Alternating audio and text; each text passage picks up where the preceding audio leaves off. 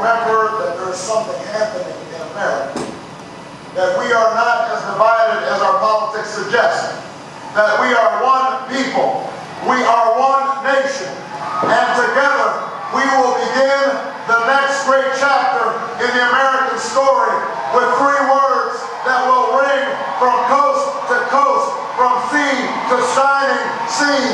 Yes, we can.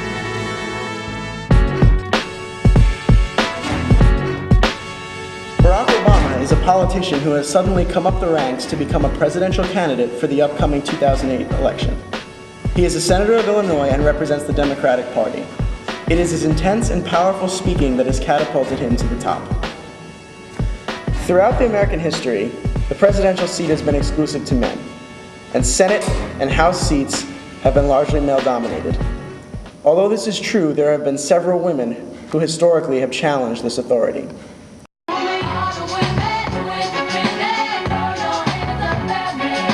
Shirley Chisholm was the first African-American woman to be elected to the U.S. Congress. She served 7 terms as a representative from New York's 12th District from 1969 until her retirement in 1982. She ran despite tremendous odds, and she is marked by her sheer will and refusal to accept the status quo. Victoria Woodhull was nominated for the U.S. presidency by the Equal Rights Party. Her candidacy attracted an unusual coalition of people, which included laborers, female suffragists, spiritualists, and communists, among others. On April 2, 1870, Victoria announced in the New York Herald her plans to run for presidency of the United States, the first women to do so. It would be 50 years before women could vote, but there was no law preventing women from running for office. Geraldine Ferraro was the first woman vice presidential candidate. Today, she continues her service to the Democratic Party as the head of Hillary Clinton's campaign. However, she recently resigned from this position due to some controversial comments that she made. The 2008 Democratic presidential primary has been a tumultuous struggle of historic proportions.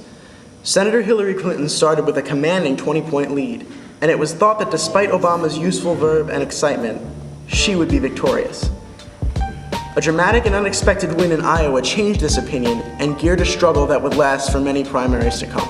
Hillary Clinton quickly came back with a win in New Hampshire, which solidified the struggle. However, soon after, Super Tuesday gave Obama a cushion over Clinton when he became the ultimate delegate leader, even though Clinton had the momentum from her win in New Hampshire. This sudden surge marks a huge momentum swing. With the upcoming Ohio and Texas races, Hillary Clinton focused on the NAFTA agreement and issues for the working poor and the economy. This went over well in Ohio, where NAFTA was not popular and many of the citizens barely make enough to survive. Clinton won Ohio despite Obama having won a large number of states consecutively and coming out with a sizable delegate lead. Let's just get everybody together.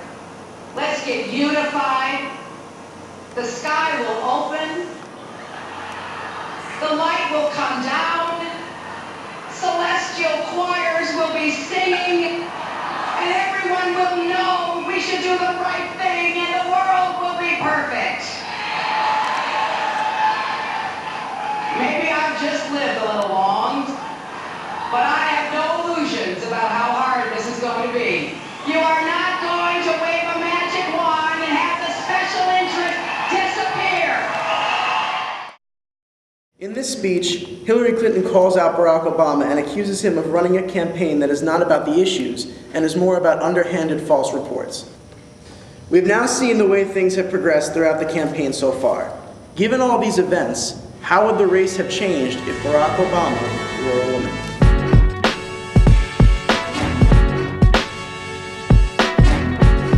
Many people feel that if Obama were a woman, the race would actually be changed dramatically.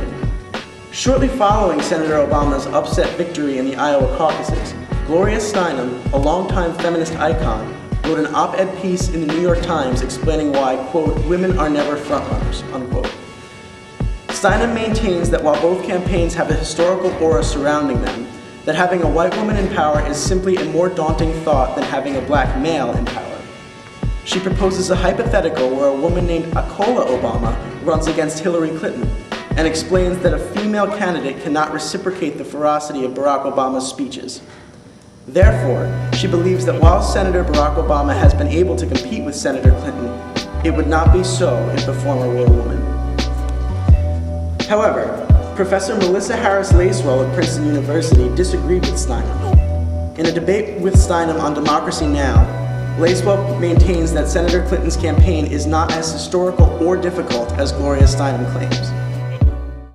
Well, I mean, honestly, I'm appalled by the parallel that Ms. Steinem draws in the beginning part of the New York Times article. What she's trying to do there is to make a claim towards sort of bringing in black women into a coalition around questions of gender and asking us to ignore the ways in which race and gender intersect.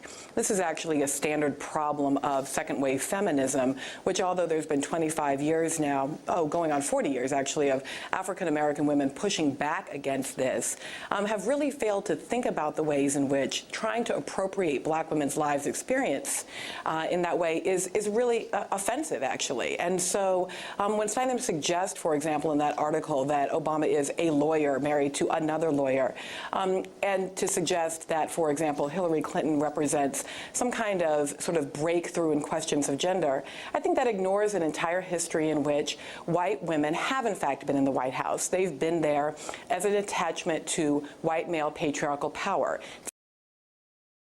Throughout the primary, the former president has made a habit of stumping for Senator Clinton in many key locations. While this is common for candidate spouses, it arises key questions about Hillary Clinton's historical claims. Do Hillary Clinton's connections flow through her husband? And if so, is her campaign inevitably linked to male hierarchy, as Professor Lacewell suggests?